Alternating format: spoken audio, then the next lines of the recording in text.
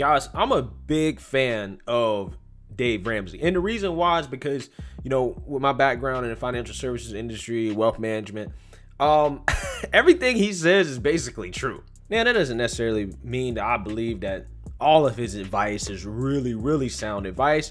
Particularly, him, recommending actively managed mutual funds over passively managed mutual funds, which I think passively managed index funds are definitely more superior to actively managed funds. I think the data shows that. But at the same time, I mean, hey, asset allocation and paying a little bit of extra fees for some overpriced mutual funds is still better than not saving at all, right? What building wealth really comes down to is individual responsibility. Okay, the liberals want to paint building wealth as some type of privilege that only people who are born in wealth can actually do, and that's just not true, right?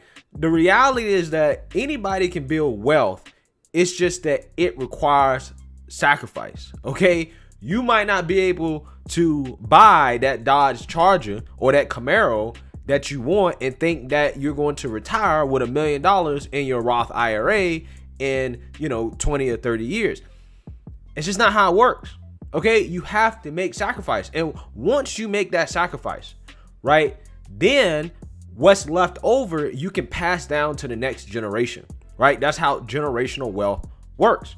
Okay, so one of the reasons why I really like Dave Ramsey, why I really think that he's doing a great service to people, is because he tells it like it is when it comes to finances, saving, and investing, right? Pay down debt, save, invest, okay? Sacrifice, right? That's just what it comes down to. Live below your means.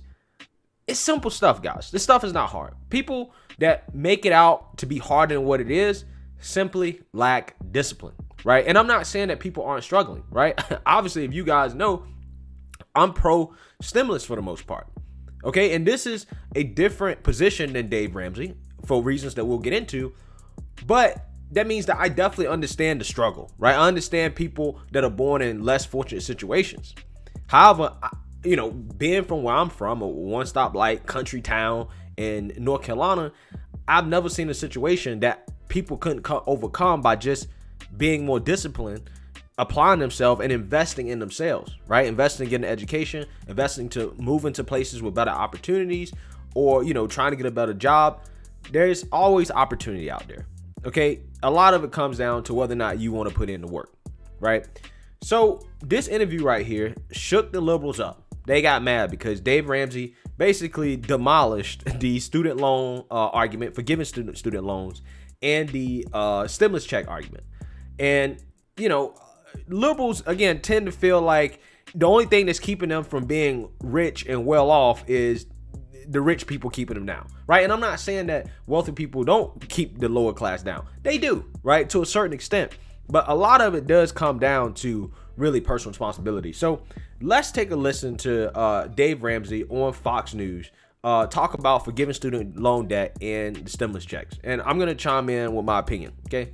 Well, to start with, we need to understand we got $1.7 trillion in student loan debt. $192 billion out of that. Not so much. Let's do some ratios, folks. If we're going to do math, we probably ought to play math.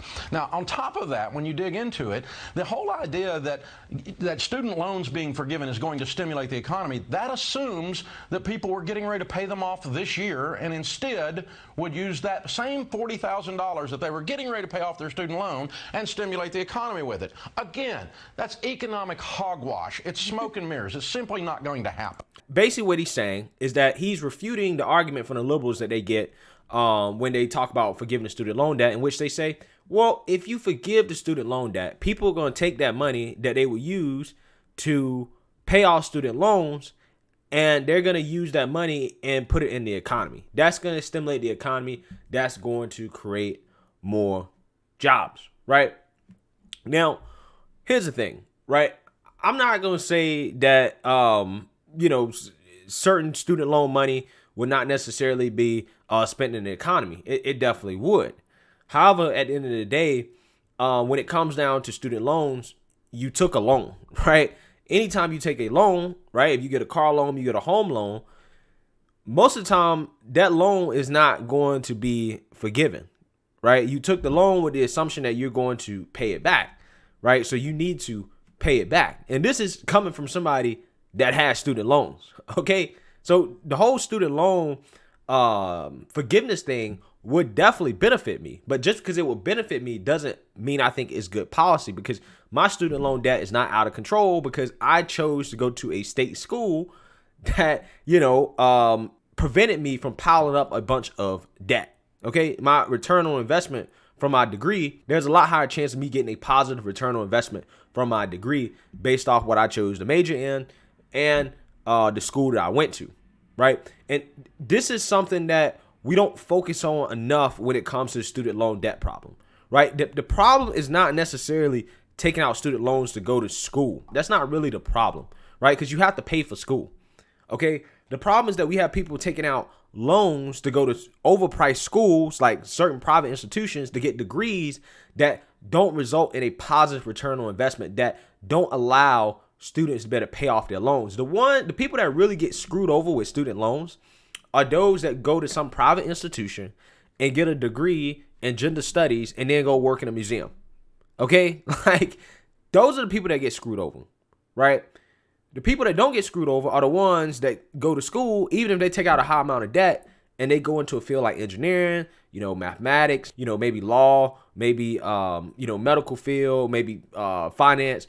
When you go into those fields, even if you have a high level of student debt, your earning potential is so high that there's a good chance you're going to be able to pay it off. Okay. Those are not the people that get screwed over. The people that get screwed over are the ones that decide to take out a lot of money for a degree that does not give a positive return on investment.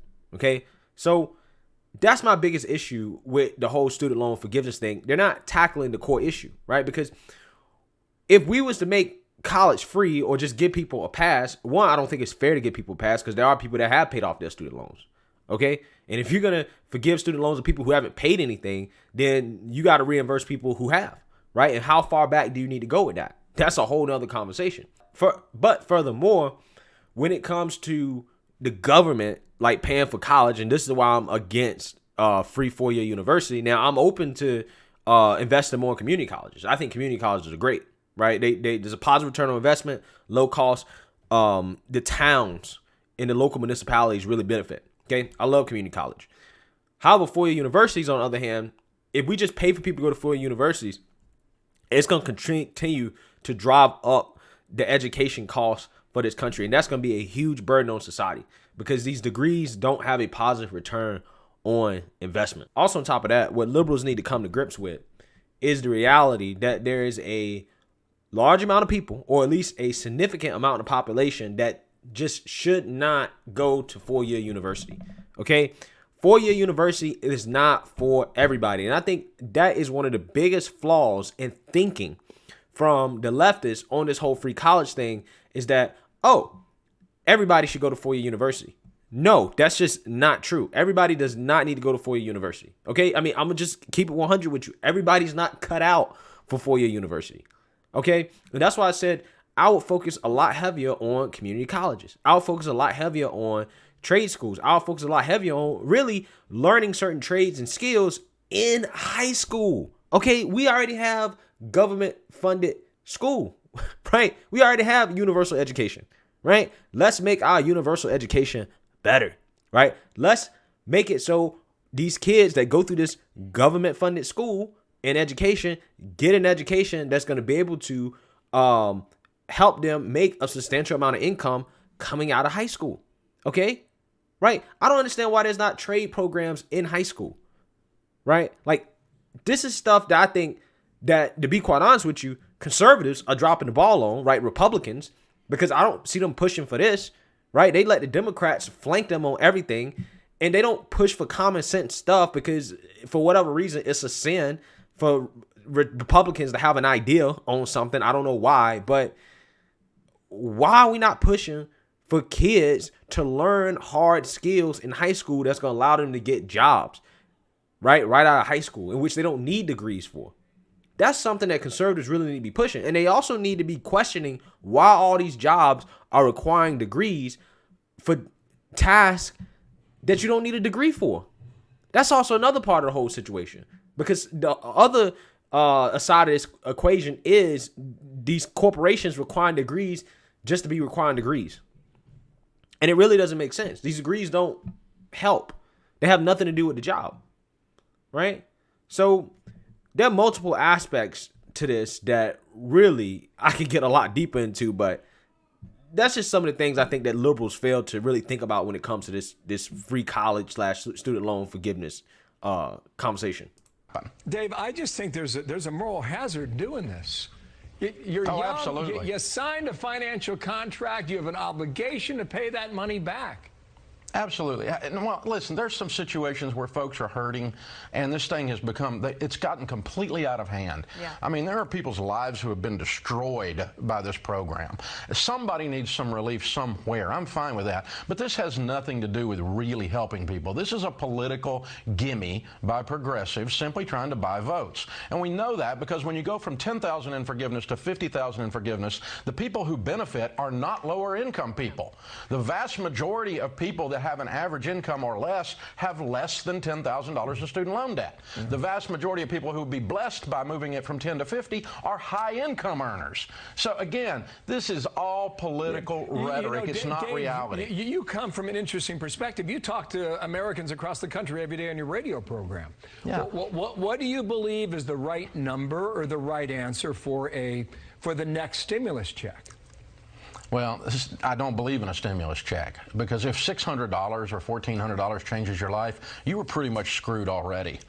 All right. So even though I do disagree with him on the whole stimulus check thing, I definitely agree with him on the principle of why he's saying what he's saying, right? And this is a prime example on how you disagree with somebody, but actually, have a productive conversation about the disagreement, in the sense that he's right? If $600 or $1,200 is going to change your life, then you have a lot bigger problems on your hands, okay? However, I will say, I do believe that because the government has forced people to have bigger problems than they otherwise would have had due to shutting down the economy, right? Due to shutting down a lot of jobs, right? Due to putting people in situations that they otherwise not be in, I do think that it is fair for the government to compensate people for this type of situation, right? Because again, it's a lot of people that are suffering, right, because of the pandemic. They're not being compensated for it, right, fairly, considering where they were before. Now, I'm not saying that's everybody, right? I'm not even saying that's a majority of people. However, I do think that there should be some compensation for it. Okay, it's a situation that they didn't put themselves in. But what he's saying is true. If you've had a job this whole time, right? If you made income this whole time during this pandemic, and you're begging for a stimulus check, right? Or you're waiting on a stimulus check, you have issues with saving, right? You have issues with personal finance. Okay, like that's just what it comes down to. Because otherwise, if you've had income up until this point, if there was no pandemic, you wouldn't need a stimulus check, right? Or you wouldn't be getting a stimulus check at all. The thing is, people like myself, right, and people that do have income, right, a lot of people, and we know this, right, are taking their stimulus checks and they're not even spending it in the economy. Okay, they're taking their stimulus checks and they are saving it. They are investing it in penny stocks, right? Cryptocurrencies, trying to get rich off their stimulus check. Okay, that's what a lot of people are doing their stimulus checks. Most people are not taking their stimulus checks and spending it in the economy. And with that being said, it does bring in the question, do we actually need these stimulus checks, or are they more of a political kind of gimme in order to buy votes, right? We've already seen that the Democrats ran on $2,000 stimulus checks in Georgia, which helped them a lot. Right, and for all intents and purposes, that's the reason why they won. Okay, because they promised people $2,000 stimulus checks, right? And then they turn around and they lower the stimulus check amount to $1,400. They're kind of pushing it down the road, but at the same time, they're like, "Oh no, we're gonna get it. We're gonna do it. We're gonna do it." Right? They can't renege on the promise, but it definitely did help them buy votes. Okay, so a lot of liberals are getting triggered about what Dave Ramsey is saying about the stimulus and about needing the stimulus, and then you have bigger problems if $600 or $1,400 is going to change your life. He's actually right, because if you've had income up until this point, you haven't lost your job, you haven't lost anything. If $1,400 is going to change your life, again, you have big issues. You have problems with money, right?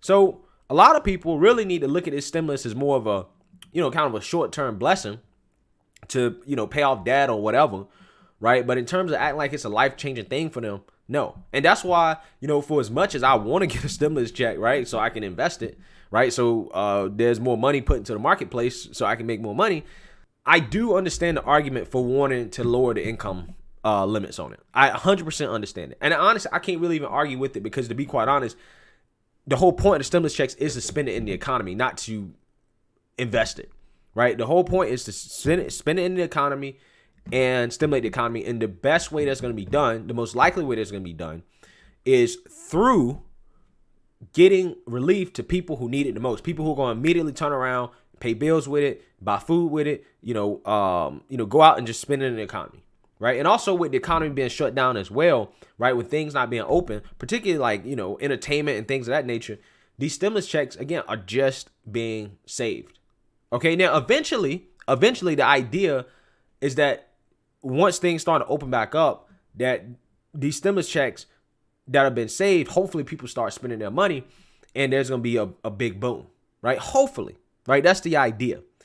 But, as of right now, a lot of people have just been saving their stimulus checks, and a lot of economists has even argued that the stimulus check is an inefficient way of getting people help, versus something like unemployment, because unemployment is going to go to those directly that really, really need it, okay? You got other issues going on. You have a career problem, you have a debt problem, you have a relationship problem, you have a mental health problem, something else. Yeah, man, you definitely have a relationship problem, right? Because some relationships are expensive, men and women, right? This is a gender neutral issue, if you catch my drift, right? Sometimes relationships are expensive, right? Sometimes one spouse wants to spend more money than the other, okay? And that can lead to some serious issues, right? Is going on if $600 changes your life. And that's not talking down to folks. I've been bankrupt, I've been broke, and I work with people every day who are hurting. I love people, I want people to be lifted up. But this is, again, it is just political rhetoric, and it's just throwing dollars out there. It's peeing on a forest fire. It's absolutely ridiculous. Yeah, so a lot of liberals got triggered by this, right? And that's why he's trending, because people think that this is heartless. And it's like, no, this is not heartless. This is real deal advice. And this is why I like Dave Ramsey. This is why, who knows, I might start my own finance channel, right? Just strictly finance topics. I'm seriously thinking about doing that. But this is why I like Dave Ramsey, because he gives it to people straight. He tells it to people straight. I can disagree with him on the policy, right, on the stimulus checks. But he does have good reasons for being against it. That's not just, oh, rich man, trying to be greedy or, whatnot or whatever. That's not just it. Right. I think where he's coming from is the fact that people should not get dependent on something like stimulus checks when, we don't know if we're going to keep getting them.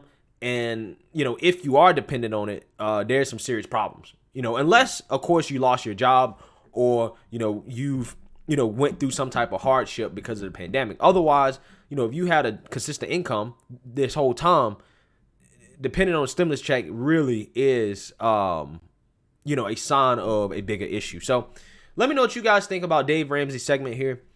Make sure you like, comment, and subscribe. Most importantly, share a Black conservative perspective. Peace.